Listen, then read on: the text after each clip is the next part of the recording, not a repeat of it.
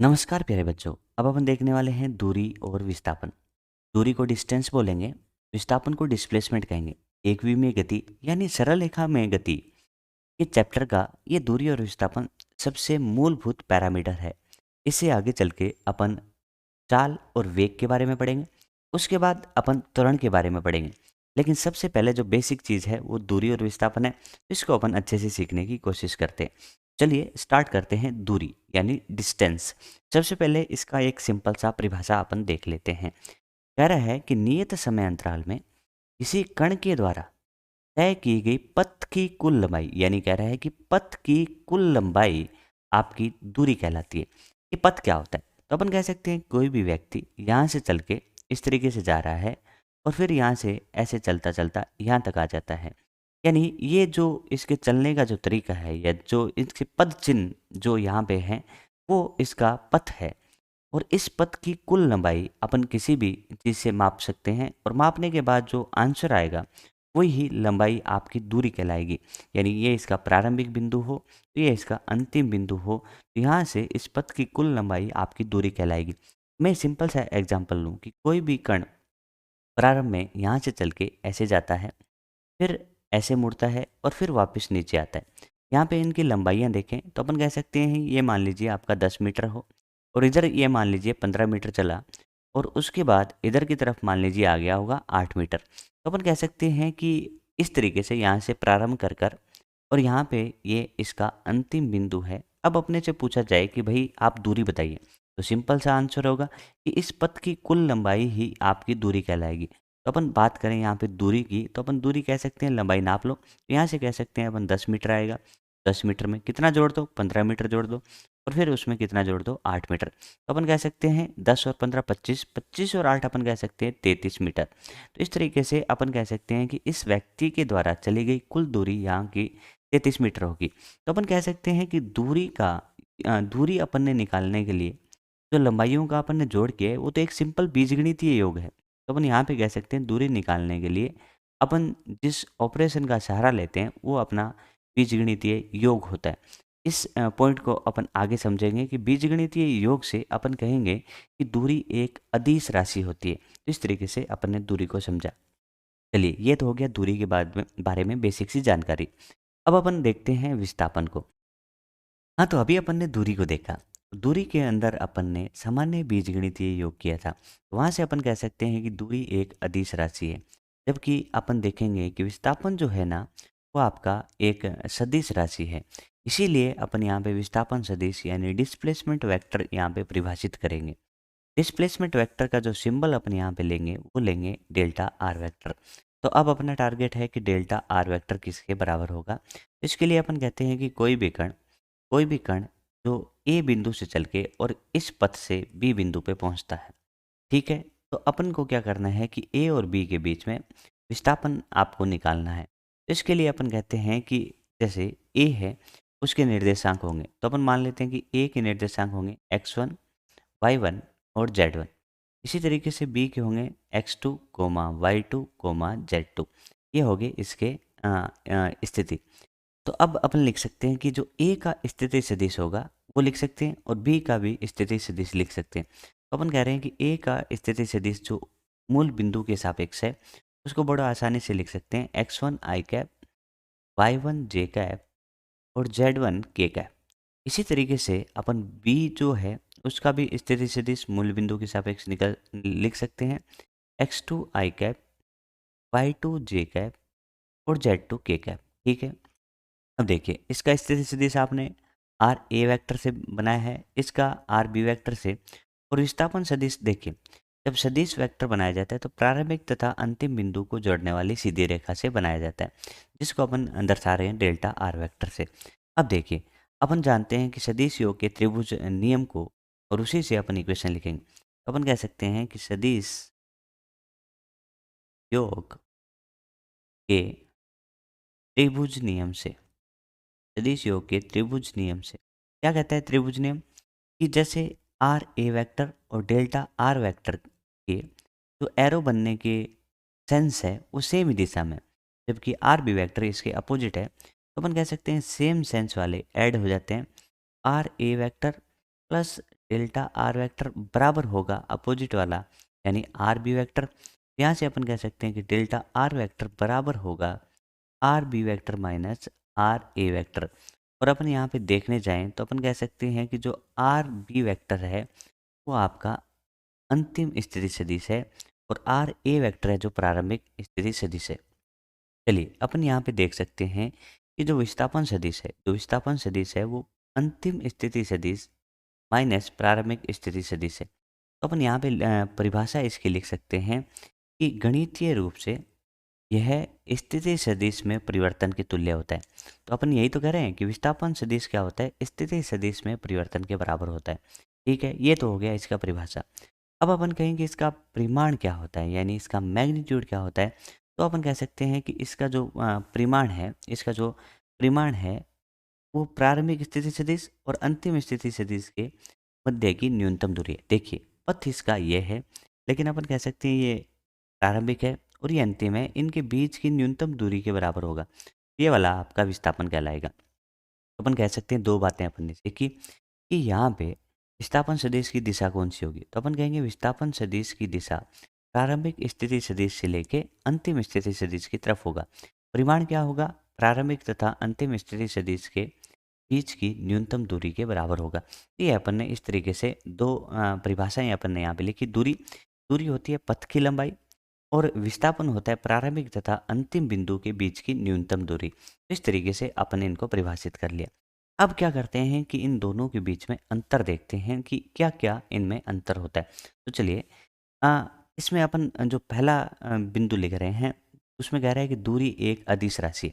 अपनी अभी देख के भी आए कि दूरी में बीजगणितीय योग होता है, यानी सामान्य बीजगणितीय योग होता है। तो अपन कह सकते हैं कि दूरी एक अदिश राशि है, जबकि विस्थापन में सदिश की तरह कहानी होती है, तो ये एक सदिश राशि है। ठीक है, पहला तो अच्छे से समझ में आया। दूसरे पॉइंट में देखते हैं दूरी पथ पर निर्भर करती है। तो अपन कह सकते हैं देखिए कोई भी कण जैसे यहाँ से चल के ऐसे आया तो अपन कह सकते हैं कि जो दूरी है वो इस पूरे पथ की लंबाई के बराबर होगी। तो अपन कह सकते हैं कि दूरी पथ पर निर्भर करती है, जबकि विस्थापन क्या होता है प्रारंभिक तथा अंतिम बिंदु के बीच की न्यूनतम दूरी होती है। तो ये केवल और केवल अंतिम व प्रारंभिक स्थिति पर निर्भर करती है। ये भी अपने को अच्छे से समझ में आ जाता है, बड़ा आसान पॉइंट था। तीसरा पॉइंट देखिए गतिशील वस्तु यानी चल तो रही है वस्तु के लिए दूरी शून्य या ऋणात्मक नहीं हो सकती। देखिए दूरी एक ही कंडीशन में शून्य हो सकती है जब कण विरामावस्था में हो। यदि कण ने थोड़ा सा भी चला तो उसकी दूरी आएगी। और दूरी अपन अपन कहते हैं कि पथ की लंबाई होती है, तो पथ की लंबाई कभी ऋणात्मक तो नहीं हो सकती। तो यहाँ से ध्यान रखिएगा कि गतिशील वस्तु के लिए, गतिशील है तो मतलब चल रही है, तो उसके लिए दूरी शून्य या ऋणात्मक नहीं हो सकती। लेकिन अपन कह सकते हैं कि दूरी जो है वो ऋणात्मक नहीं होती। शून्य तो हो ही सकती है, लेकिन शून्य वो तभी हो सकती है जब कण क्या हो, विरामावस्था में हो। लेकिन यहाँ पे जो पॉइंट लिखा है वो लिखा है गतिशील वस्तु के लिए। तो अपन कह सकते हैं गतिशील वस्तु के लिए दूरी शून्य या ऋणात्मक नहीं हो सकती। ये बात अपन को समझ में आई। लेकिन अपन कह सकते हैं विस्थापन धनात्मक, ऋणात्मक या शून्य हो सकता है। चलिए इसको अपन समझने की कोशिश करते हैं। मान लीजिए एक कण यहाँ से चल के यहाँ पे पहुँचा है, तो अपन कह सकते हैं कि इस दिशा को अपन धनात्मक माने, तो अपन कह सकते हैं कि ए से बी तक पहुँचा। तो ये जो भी दूरी चला है, जैसे +5 मीटर है, प्लस का मतलब ये है कि विस्थापन यहाँ पे धनात्मक है। दूसरा बोला है कि ऋणात्मक, हाँ ऋणात्मक हो सकता है। कोई भी कण जैसे इधर की तरफ चले तो अपन कह सकते हैं इसका विस्थापन कैसा है, -5, तो ये ऋणात्मक भी हो गया।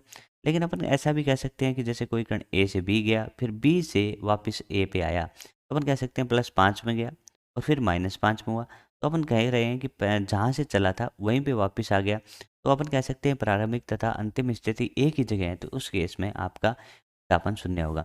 देखिए विस्थापन धनात्मक क्या होगा कि कोई भी कण ऐसे जा रहा है, तो इसमें अपन कह रहे हैं कि विस्थापन धनात्मक है। लेकिन जैसे ही ये पलटी खाएगा और ऐसे मुड़ेगा, तो इस केस में विस्थापन ऋणात्मक होने लग गया है। ठीक है, और अपन कहें कि जब कण जहाँ से चले और वहीं पे वापस आ जाए, तो उस केस में आपका विस्थापन शून्य हो सकता है। यहाँ से समझ में आ जाते हैं कि जो दूरी है वो कभी ऋणात्मक नहीं होती, जबकि विस्थापन धनात्मक, ऋणात्मक, शून्य हो सकता है। ठीक है, ये समझ में आपको आ गया होगा। चलिए आगे देखते हैं। आगे वाला पॉइंट है कि दो निश्चित बिंदुओं के मध्य अनंत दूरियां संभव होती है। देखिए किसी भी दो बिंदुओं के बीच में जाने के जो रास्ते हैं वो रास्ते बहुत सारे हैं। जैसे अपन कह सकते हैं घर से स्कूल जाने के, होम से स्कूल जाने यानी घर से स्कूल जाने के कई सारे रास्ते हो सकते हैं। एक रास्ता ये भी है और एक रास्ता सीधा रास्ता भी है और एक रास्ता थोड़ा ऐसे घूम के, तो इसमें अपन कह सकते हैं 3 रास्ते। इसके अलावा भी बहुत सारे रास्ते हो सकते हैं। तो अपन कह सकते हैं कि 2 निश्चित बिंदुओं के मध्य दूरियों के अनंत मान हो सकते हैं। लेकिन निश्चित बिंदु इसमें देखें कि इनिशियल यानी प्रारंभिक और अंतिम बिंदु तो एक ही है, तो अपन कह सकते हैं कि विस्थापन का जो मान होता है वो किन्हीं 2 बिंदुओं के बीच में केवल और केवल एक ही होता है। तो अपन कह सकते हैं कि 2 दिए गए बिंदुओं के मध्य विस्थापन का केवल एक मान संभव है, जबकि दूरियों के अनंत मान संभव है, क्योंकि दूरी जो होती है वो किस पर निर्भर करती है? पथ पर निर्भर करती है और पथ तो अलग-अलग हो सकते हैं। तो यहाँ से आपको ये पाँचों बड़े आसान से पॉइंट आपको अच्छे से समझ में आए होंगे और इन पे कई बार क्वेश्चन आ जाते हैं। पहला पॉइंट था कि दूरी अदिश राशि है और विस्थापन सदिश है। ये अच्छे से समझ में आया। दूरी पथ पे निर्भर करती है, जबकि विस्थापन प्रारंभिक तथा अंतिम स्थिति पे निर्भर करता है। गतिशील कण के लिए दूरी कभी शून्य अथवा ऋणात्मक नहीं हो सकती, लेकिन विस्थापन धनात्मक, ऋणात्मक, शून्य हो सकता है। और 2 निश्चित बिंदुओं के मध्य दूरी के अनंत मान हो सकते हैं, जबकि विस्थापन का केवल एक मान होता है। तो ये आपको अच्छे से समझ में आया होगा। चलिए आगे बढ़ते हैं और 2 बिंदु अपन और देख रहे हैं। कह रहे हैं कि यदि गति दिशा में परिवर्तन के बिना सरल रेखा में, यानी अपन कह रहे हैं कि कोई कण बिना मुड़े एक सरल रेखा के अनुदिश गतिशील है, तो अपन कह सकते हैं कण ऐसे सीधा ही जा रहा है। कण ऐसे सीधा ही जा रहा है, तो उस केस में अपन कह सकते हैं कण जितनी दूरी तय करेगा उस कण का विस्थापन का परिमाण उतना ही होगा। इस केस में अपन कह सकते हैं कि दूरी और विस्थापन का परिमाण बराबर होता है। लेकिन इसके लिए कंडीशन है कि कण सरल रेखा के अनुदिश बिना मुड़े जा रहा है। मुड़ने का मतलब अपन कह सकते हैं कोई कण ऐसे गया, ऐसे जाके वापस ऐसे आ गया, तो इस केस में कह सकते हैं कि मान लीजिए डी गया इधर और डी गया इधर, ये मैं लंबाइयाँ लिख रहा हूँ। तो इस केस में आप कह सकते हो दूरी तो डी प्लस डी यानी 2D है, लेकिन विस्थापन तो शून्य है। तो इसकी कंडीशन ये होगी कोई कण बिना मुड़े सरल रेखा के अनुदिश गतिशील होता है, तो उस केस में दूरी विस्थापन के परिमाण के बराबर होती है। और सामान्यतः केस में अपन देखें कि सामान्यतः केस में ऐसा भी हो सकता है कि जो दूरी है वो विस्थापन से ज़्यादा होती है। फॉर एग्जाम्पल अपन बात करें कोई कण ऐसे जा गया है, तो अपन कह सकते हैं विस्थापन तो सीधी दूरी है, तो विस्थापन कम होगा दूरी ज़्यादा होगी। तो सामान्यतः अपन कह सकते हैं कि दूरी विस्थापन से ज़्यादा होती है। एक ही केस ऐसा होता है जिसके अंदर अपन कह सकते हैं कि दूरी और विस्थापन बराबर है, कि कोई कण सरल रेखा के अनुदिश बिना मुड़े चलता है, तो दूरी विस्थापन एक ही होंगे। या फिर कह सकते हैं कोई कण विरामावस्था में है, तो उस केस में भी अपन कह सकते हैं कि विरामावस्था में तो दूरी भी 0 है और विस्थापन भी 0 है। इस तरीके से ये लिख सकते हैं। लेकिन सामान्यतः अपन लिखना चाहें तो कह सकते हैं कि विस्थापन का परिमाण दूरी के बराबर या कम हो सकता है, लेकिन दूरी से अधिक नहीं हो सकता। ये सही बात कर रहे हैं। ये जो दूरी है वो हमेशा या तो विस्थापन के हमेशा क्या ये विस्थापन से ज़्यादा या बराबर हो सकती है। बराबर होने वाला केस अपन ने यहाँ पे देखा, और नहीं तो इस विस्थापन के परिमाण से ज़्यादा होगी।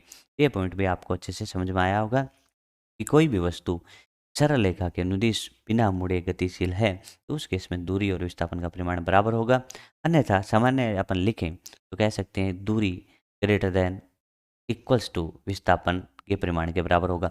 यहाँ से क्वेश्चन ये भी पूछ लिया जाता है कि कई बार कि सामान्य केस में बताइए कि दूरी अपॉन विस्थापन का परिमाण का आंसर क्या आएगा। तो आप कह सकते हैं देखिए इस केस में दूरी विस्थापन के बराबर होगी तो आंसर 1 के बराबर आएगा, और सामान्यतः केस में अपन कह सकते हैं दूरी विस्थापन से ज़्यादा होगी तो आंसर 1 से ज़्यादा आएगा।